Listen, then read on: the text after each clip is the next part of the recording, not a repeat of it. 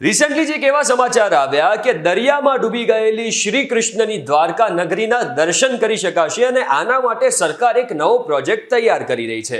ગુજરાત સરકાર દ્વારકાના દર્શન માટે અરબી સમુદ્રમાં પેસેન્જર સબમરીન ચલાવવાની તૈયારીમાં છે।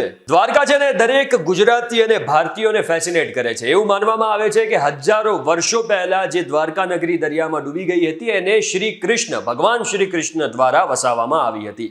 હવે જે આ પ્રોજેક્ટ છે એને બનાવવા મઝગાંવ ડોક સાથે ગુજરાત સરકારે MOU કર્યા છે। જાન્યુઆરીમાં યોજાનાર વાઇબ્રન્ટ સમિટમાં એવી શક્યતાઓ છે કે આની સત્તાવાર જાહેરાત થઈ જાય અને એવી પણ પોસિબિલિટીઝ છે કે આવતી જન્માષ્ટમી કે દિવાળી સુધીમાં આ જે પ્રોજેક્ટ છે એ લોન્ચ પણ થઈ શકે છે। આ સબમરીન માટે બેટ દ્વારકાની પાસે એક જેટીનું પણ નિર્માણ કરવામાં આવશે જ્યાંથી યાત્રી સબમરીનમાં બેસી શકશે। એક વખતમાં 24 યાત્રી અને 6 ક્રૂ મેમ્બર્સ તેમાં જઈ શકશે। 2 થી 2.5 કલાકની આ યાત્રા હશે। યાત્રીઓને ઓક્સિજન માસ્ક, ફેસ માસ્ક અને સ્કૂબા ડ્રેસ આપવામાં આવશે જેના તમામ ભાડા ટિકિટમાં સામેલ કરવામાં આવશે।